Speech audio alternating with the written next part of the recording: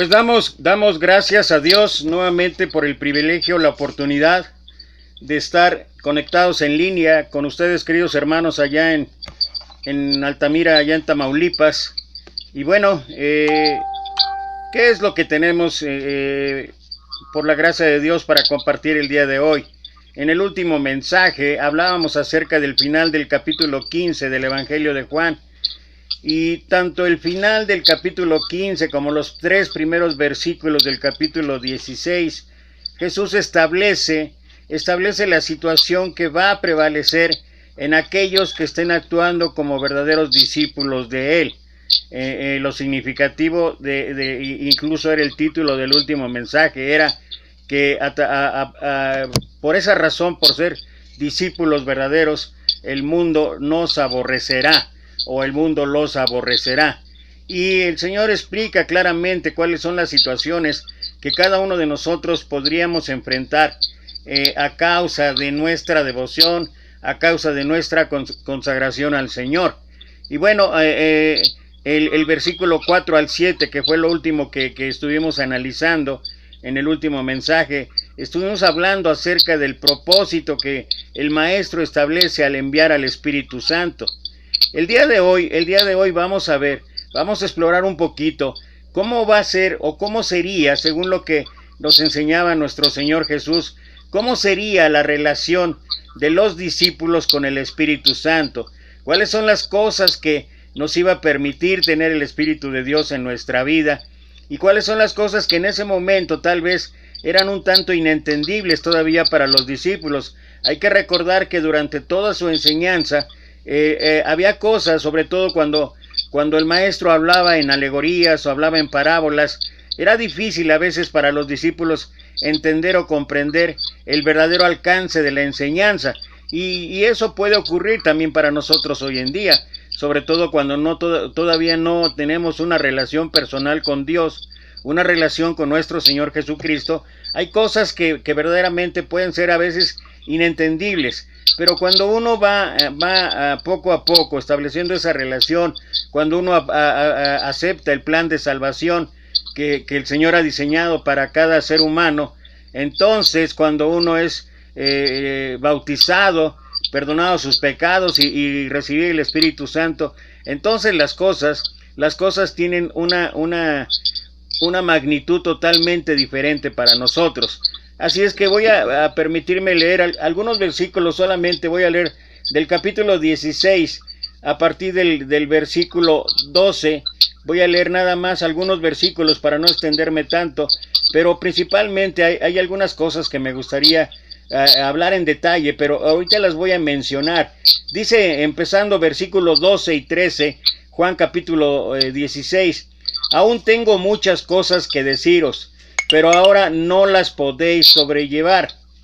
Pero cuando venga el Espíritu de verdad, Él os guiará a toda la verdad, porque no hablará por su propia cuenta, sino que hablará todo lo que oyere, y os hará saber las cosas que habrán de venir. Una de las primeras cosas que el Señor establece en esta promesa del Espíritu Santo es que cuando ese Espíritu llegara, Él lo denomina el Espíritu de verdad, dice que a través de Él seríamos guiados a toda la verdad, porque no hablará de su propia cuenta, sino que hablará todo lo que oyere, y os hará saber las cosas que habrán de venir. Obviamente está hablando de la voluntad de Dios y de nuestro Señor Jesucristo y el Espíritu Santo de una manera totalmente espiritual, de una manera en nosotros. Es como cuando lleva a cabo esta función, esta situación, y es la que nos permite a nosotros poder entender las cosas ya de manera diferente.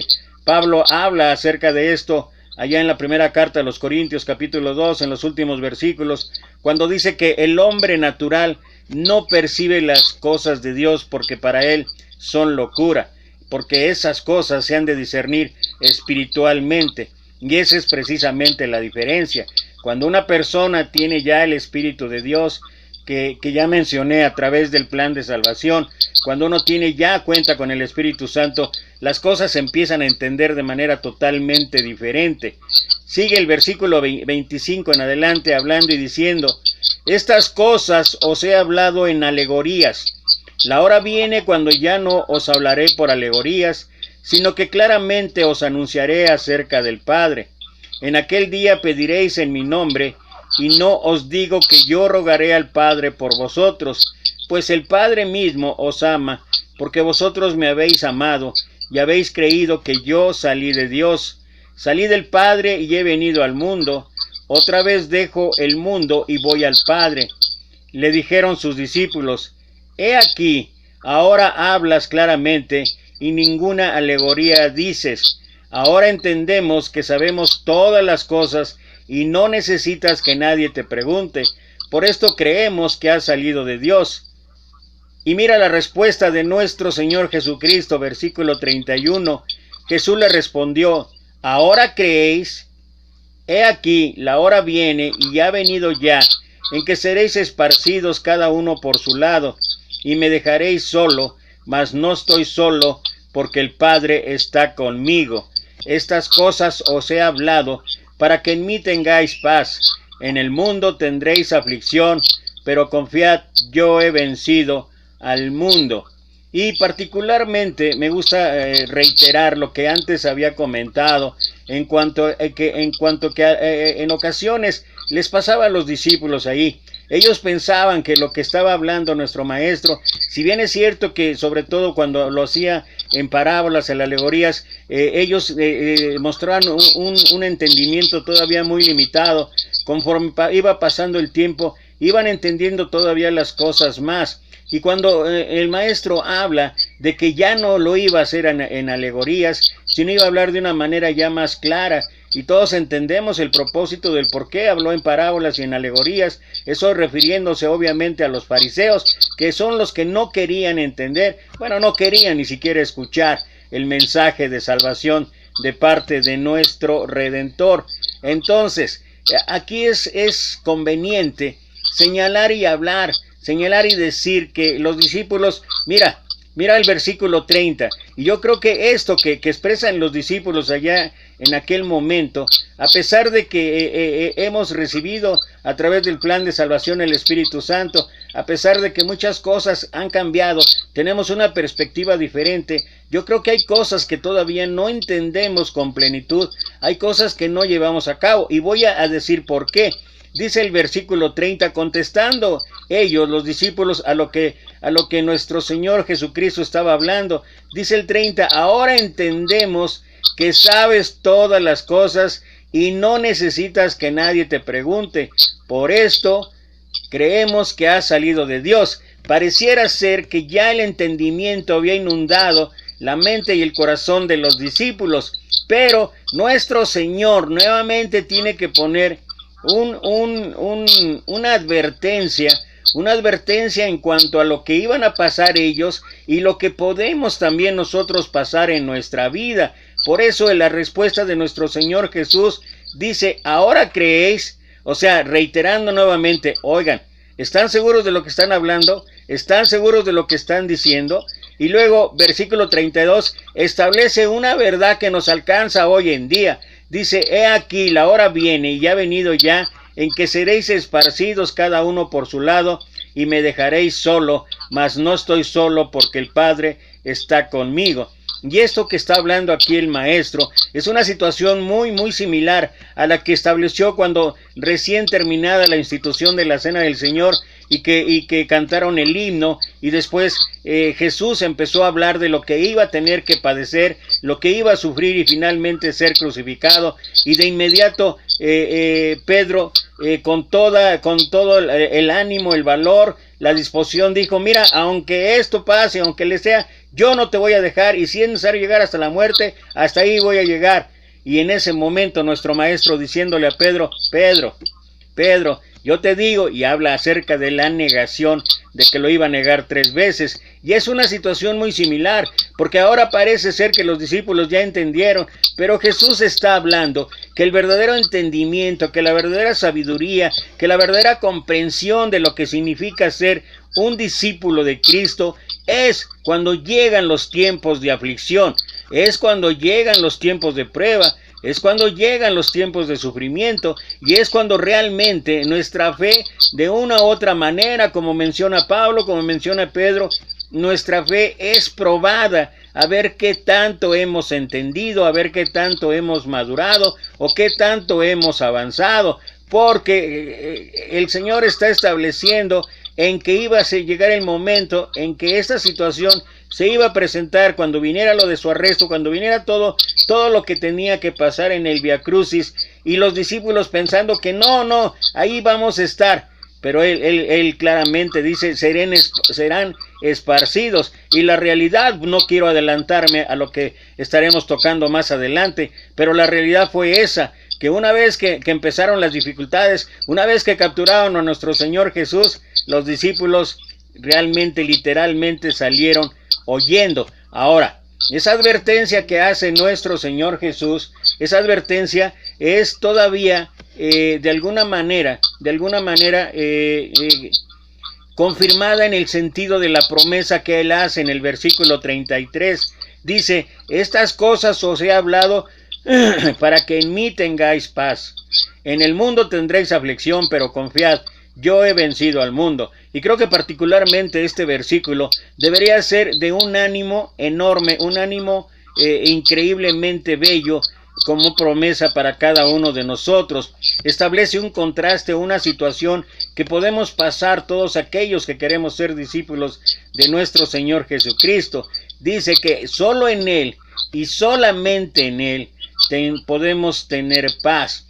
Que si nosotros seguimos la corriente del mundo, que si nosotros estamos haciendo lo que hace el mundo, si nuestras expectativas, nuestra esperanza, todo aquello que tiene que ver con las metas, los propósitos, con el final de lo que cada uno quiere hacer en esta vida, si es a través de los valores de este mundo, es seguro que vamos a tener no solamente aflicción, sino que esa aflicción va a perdurar de manera permanente, va a estar siempre presente en la vida de aquel ser humano que no quiera consagrar su vida al Señor.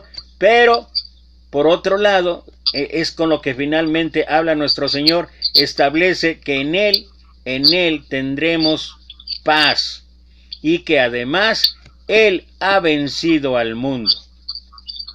Y esa es la certeza, la seguridad que podemos tener cada uno de nosotros como cristianos, de saber que contamos de una manera totalmente literal, viva, a través del Espíritu Santo, con la fuerza, con todo lo que se requiere o se necesite para caminar en este mundo, para poder enfrentar todas y cada una de las circunstancias de este mundo que estamos cada uno de nosotros pasando o enfrentando.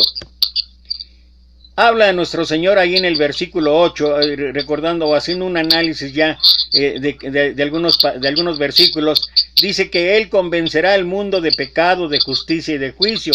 Pecado es la verdad sobre el hombre, justicia es la verdad sobre Dios y juicio es la inevitable combinación de estas dos verdades. Y si el maestro hablaba de que el Espíritu Santo convencerá, es que lo que está hablando, diciendo, es que el hombre no puede llegar a entender el pecado, la justicia y el juicio sin la ayuda del Espíritu Santo.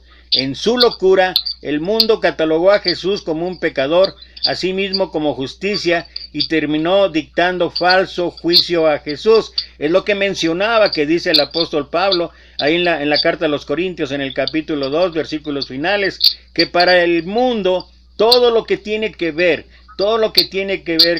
con el sacrificio de nuestro Señor Jesucristo, con la manera de obtener la victoria a través del sufrimiento, a través de todas las aflicciones que a veces tenemos que pasar. Para el mundo esto es irreal, esto no pertenece o no corresponde a una situación de bienaventuranza, o una situación de triunfo, o una situación de alcanzar cualquier meta. Para el mundo eso es locura, pero para nosotros no. Ahora, esa es una de las labores que realizaría el Espíritu Santo, o que puede realizar el Espíritu en la vida de cada persona. Es la incredulidad, el rechazo a Jesús lo que prueba que uno es pecador. Cristo es bueno y santo y puro.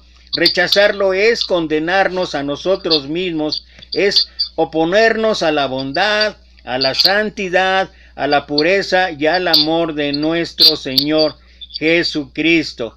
Y esto nos ayuda a entender de una manera, particular, de una manera, animosa, de saber que a través de la obra del Espíritu Santo, cada uno de nosotros puede alcanzar no solamente el entendimiento. Lo que realmente puede hacer el Espíritu en nuestras vidas es mostrarnos con claridad el propósito que Dios tiene establecido para cada ser humano. Solamente así lo podemos llevar a cabo. Así es cuando se cumplen algunos versículos que hay en el Nuevo Testamento a través de las cartas de Pablo o de Pedro o de algunos otros, cuando habla y dice que Dios produce en vosotros así el querer como el hacer por su buena voluntad. Es lo que Pablo habla en Filipenses capítulo 2 versículo 13. ¿Y cómo es que realiza esto? ¿Cómo es que el Señor hace esto? Bueno, pues es a través de la obra del Espíritu Santo en nuestras vidas. Los discípulos no dicen entender completamente, pero sí que tienen una completa confianza en Jesús. Y eso es el punto. Eso es el punto. Cuando hay una enseñanza, uno muchas veces puede decir, sí, ya entendí, sí, como que comprendí que realmente ya lo que me está diciendo, eso es lo que tengo que llevar a cabo. Pero realmente cuando esto tiene ya una base firme en nuestra vida, es cuando nosotros podemos llevar a cabo la enseñanza y lo podemos traducir en actos, lo podremos traducir en acciones. Es cuando realmente entonces, ahora sí queda comprendido totalmente el propósito de Dios para nuestras vidas. Nuestro Maestro previene a sus discípulos que su fe será resquebrajada antes de ser bien cimentada. Y esto es lo que encontramos tanto en la carta de Pablo como del apóstol Pedro, cuando habla y dice acerca de la esperanza gloriosa que hay en nosotros. Dice, aunque ahora tal vez si es necesario, sea sometida a prueba su fe. Y esa es la cuestión que uno tiene que entender, que es a través de la persecución, que es a través del vituperio, que es a través incluso del aborrecimiento de los valores de este mundo o de la gente de este mundo, es cuando nosotros empezamos a darnos cuenta que nuestra vida debe estar consagrada a Dios y que debido a que tenemos una vida consagrada a Dios y que no nos amoldamos a las cosas de este mundo, es cuando van a venir los sufrimientos, es cuando van a venir circunstancias a veces inexplicables y aún a pesar de todo esto, hay ocasiones en que, si bien es cierto que nuestra fe puede estar cimentada, como dije antes, la tristeza, el desánimo, la depresión, las dificultades económicas, materiales, morales, sentimentales, espirituales, a veces nos pueden hacer tambalear, y la única manera en que podemos salir adelante es a través de entender esta advertencia de nuestro Señor Jesucristo, que nuestra fe va a ser una y otra vez probada en nuestra vida. El Maestro amaba a estos hombres por lo que eran, tenía total conocimiento de sus defectos, sin embargo anticipaba grandes obras y valor de ellos del otro lado de la cruz. Hay que recordar que una vez que finalizó el ministerio de nuestro Señor, cuando Él fue crucificado y después resucitado, entonces empezó una nueva etapa, empezó un nuevo pacto, empezó lo que llamamos la iglesia del Nuevo Testamento. Los grandes apóstoles y fundadores de la iglesia experimentaron grandes fracasos, y eso es lo que nosotros también en nuestra vida podemos enfrentar.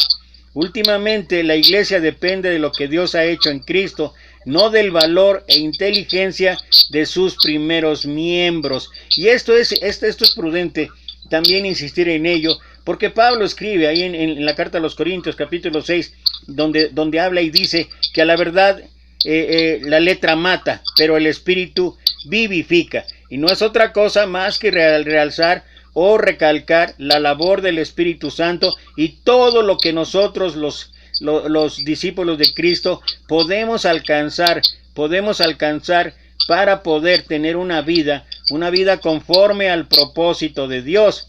Y bueno, llegamos prácticamente casi al final, cuando ahí en el versículo 33 el Señor habla acerca de la situación que cada uno de nosotros puede pasar y que cada uno de nosotros va a enfrentar en este mundo. En este mundo habrá aflicción.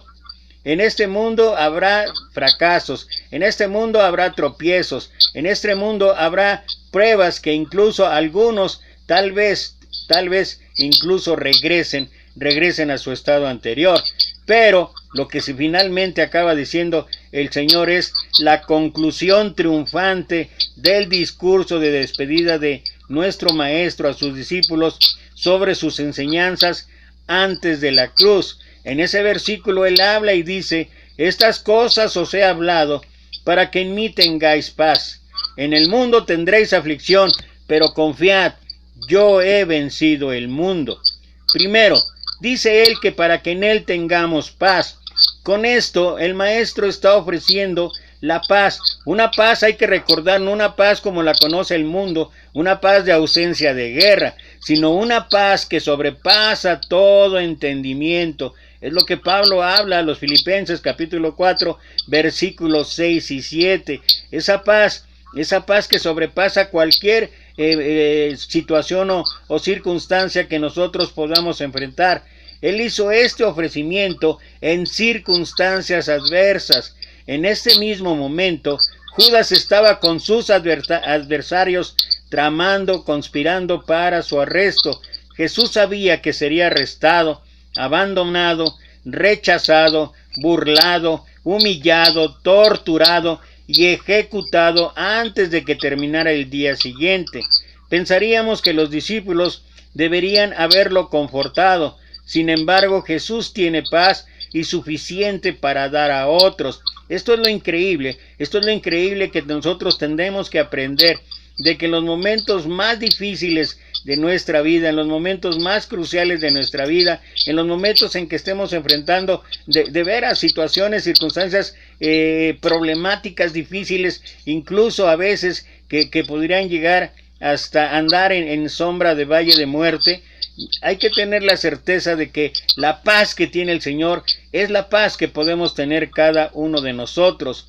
Él no prometió paz, pero la ofreció. Él dijo: que en mí tengáis paz. Y son dos cosas que parecen iguales, pero son diferentes. O sea, en esta vida, en este mundo, cuando nosotros estamos actuando como verdaderos discípulos de Cristo, ¿saben qué? No vamos a tener paz, simplemente porque estamos yendo en contra de la corriente del mundo. Y esto puede cada uno de nosotros aplicarlo de diversas maneras, de diversas formas, por las situaciones que pasemos en el trabajo, por las situaciones que pasemos en la escuela, por las situaciones que pasemos incluso en la misma familia o situaciones en esta misma sociedad. Y es seguro que de una u otra manera, cuando nos demos cuenta que estamos actuando como verdaderos discípulos de Cristo, vamos a ir en contra totalmente de la corriente del mundo. Y Jesús, por eso es que no prometió paz, pero sí la ofreció, para que en esos momentos difíciles en mí tengáis paz, dijo nuestro Señor. Una persona puede seguir a Jesús, sin embargo negarse a sí mismo esa paz. Ganamos la paz que Jesús ofrece encontrándola en Él. Jesús dijo: para que en mí tengáis paz. No encontraremos paz verdadera en ningún otro lado aparte de nuestro Maestro. Jesús abrió el camino a la paz con Dios. Justificados, dice el apóstol Pablo, Romanos capítulo 5, versículo 1, justificados pues por la fe, tenemos paz para con Dios por medio de nuestro Señor Jesucristo. Nuevamente aquí podemos ver, según lo que habla el apóstol Pablo, que Jesús abrió el camino a la paz con Dios, pero también Jesús abrió el camino a la paz con otros. Dice Efesios capítulo 2, versículo 14, porque Él es nuestra paz, que de ambos pueblos hizo uno, derribando la pared intermedia de separación. Entonces, no solamente nos abre el Maestro el camino a la paz con Dios, sino también el camino a la paz con otro. Y luego hay que recordar y siempre tener presente que en el mundo vamos a tener continuamente aflicción. Ya expliqué algunas de las cosas por las cuales es que vamos a tener esa aflicción. Con esto Jesús nos da la promesa de aflicción. O sea, es una promesa en el sentido de advertirnos que es seguro que vamos a pasar en nuestra vida situaciones de aflicción. La paz se nos ofrece, pero la aflicción se nos indica. Cuando nos hacemos cristianos, puede que atraigamos menos problemas a nosotros mismos, pero definitivamente los tendremos. Entender esto elimina una falsa esperanza. Los cristianos que luchan seguido esperan el día en que se reirán de las tentaciones y tendrán una victoria tras otra sin ningún esfuerzo. Se nos ha prometido luchas mientras permanezcamos en este mundo. Sin embargo, hay paz en Jesús. Y yo creo que aquí vale la pena remarcar, vale la pena insistir en que en medio de cualquier tormenta, ¿recuerdas el pasaje de ahí en Marcos en el capítulo 5, cuando subieron a la barca y estaban ahí remando los discípulos y nuestro Señor estaba ahí acostado, dormido literalmente, recargado sobre el cabezal y estaba dormido, y cuando la tormenta llegó y todos los discípulos desesperados fueron y prácticamente casi lo levantaron a fuerza diciéndole: Señor, ¿no te da cuidado que perecemos? Mira lo que estamos pasando. Y Jesús se levanta y primero les habla y les exhorta, ¿no? Incrédulos, hombres de poca fe, ¿por qué dudaron? Y en ese momento Él calma la tempestad. Esa es la paz. Esa es la paz que puede existir en la vida de cada uno de nosotros, aquellos que queremos ser discípulos de Cristo, cuando en las peores circunstancias, en las peores situaciones, en las peores tormentas de nuestra vida, ahí está nuestro Señor. Ahí está nuestro Señor. Y nuestro Señor es capaz de calmar la tempestad. O sea, Él nos promete la paz en medio de todas estas aflicciones. Tu área de lucha podrá algún día quedar atrás, pero después de eso habrá nuevo territorio que conquistar para Dios. Recuerda que este trabajo que tenemos como cristianos se va a acabar hasta que se acabe. O sea, que venga nuestro Señor Jesús o que llegue el final de nuestra vida aquí en la tierra. Pero confiad, yo he vencido al mundo. Con esto, el Maestro proclama la verdad de su victoria. Es una maravillosa declaración de un hombre que está a punto de ser arrestado, abandonado, rechazado, burlado, torturado y ejecutado. Judas, las autoridades religiosas, Pilato, las multitudes, los soldados, ni siquiera la muerte ni la tumba pudieron vencerlo. En lugar de eso, Jesús verdaderamente pudo decir: yo he vencido al mundo. Esta declaración hecha tal cual a la sombra de la cruz es audaz. Él va a la cruz no en temor ni en tristeza, sino como un conquistador. Sabiendo que Jesús ha vencido al mundo, nos trae confianza en el fundamento de nuestra paz en Él. Vemos que Jesús está en control. Vemos que aunque se va, no nos va a abandonar. Vemos que ama y que la victoria es suya. Podemos ciertamente, y con esto casi estamos terminando, podemos ciertamente en Él tener toda la confianza de saber que, como dice el apóstol Pablo, y me gustaría leerlo porque es una de las maneras de poder entender a ciencia cierta con la escritura en la mano de lo que Pablo habla ahí en Romanos, un texto que muchos de nosotros conocemos y que muchos de nosotros de verdad deberíamos ponerlo en práctica en nuestra vida, y sobre todo pensando en todo lo que estamos ahorita viviendo, en el tiempo de aflicción que estamos viviendo ahorita por esta pandemia, por esta situación mundial tan difícil, y que esto nos hace recordar que de una u otra manera, dice el apóstol Pablo, Romanos capítulo 8, versículo 35 en adelante, dice: ¿quién nos separará del amor de Cristo? ¿Tribulación, angustia, persecución, hambre, desnudez, peligro, espada? ¿Quién?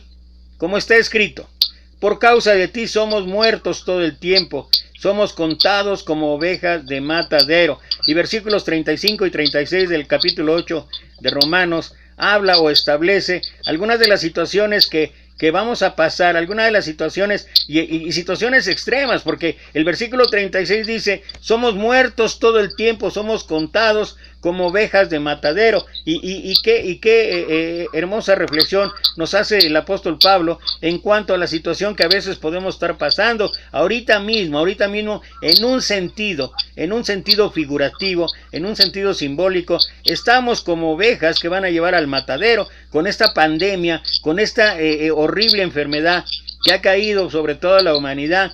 Es latente el peligro de que cualquiera de nosotros en un momento podamos vernos inmersos en una situación de salud extrema y podamos de veras ser prácticamente como ovejas llevadas al matadero.